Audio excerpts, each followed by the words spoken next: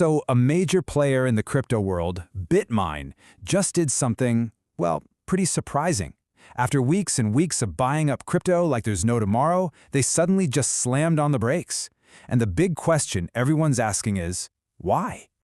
I mean, just take a look at these numbers. Back in mid-December, Bitmine was scooping up 100,000 Ethereum tokens every single week. Fast forward just a few weeks to early January, and that number has totally cratered, down to 33,000. That's a huge drop in their buying activity, a massive shift in strategy for sure. So what's the deal here? Is this a red flag, a sign of trouble, or is it just a strategic pause, something else entirely? To try and figure this out, we're going to dig into the analysis from one commentator who's been following this company really, really closely. All right, let's unpack this slowdown. The analyst we're following lays out 3 potential reasons for this sudden change in gears. Okay, so here are the 3 big theories on the table. First up, it might just be a holiday thing. It's way harder to raise big money from institutions at the end of the year, so maybe they were just spending the cash they already had. Theory number 2, they could be playing the waiting game, hoping for a price dip to buy Ethereum for cheaper. And third, it could just be a bit of caution. They've got their annual shareholder meeting coming up, so maybe they're just pausing any huge moves until after that. But here's where it gets really interesting. We have to look at the bigger picture. Because despite this sudden slowdown, this particular analyst is actually incredibly optimistic about the company's long-term growth. And when you zoom out from the weekly numbers, you really start to see why. Okay, this right here is really the core of the whole argument. Get this.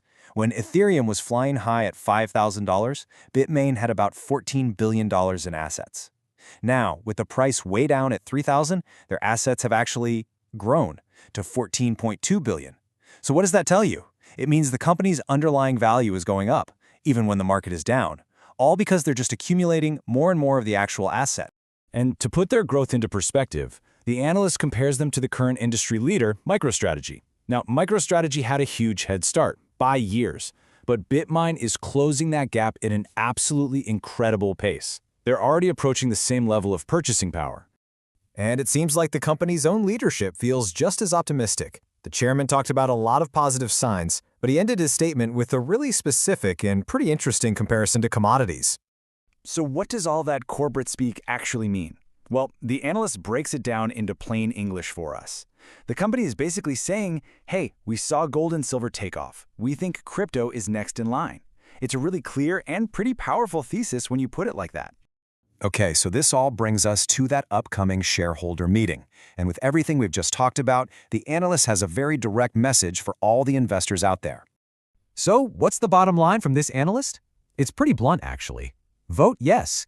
His whole argument is that the leadership team clearly has a winning strategy in place, and the shareholders should just let them get on with it. A very, very direct piece of advice.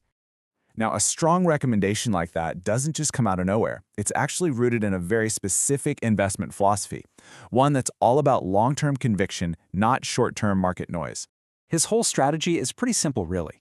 Find great companies and then patiently build up your position over months, even years. And the proof? He points to his own 3-year investment in Tesla, which ended up bringing in massive returns. The whole philosophy is that patience and focus, well, they can lead to some pretty extraordinary results.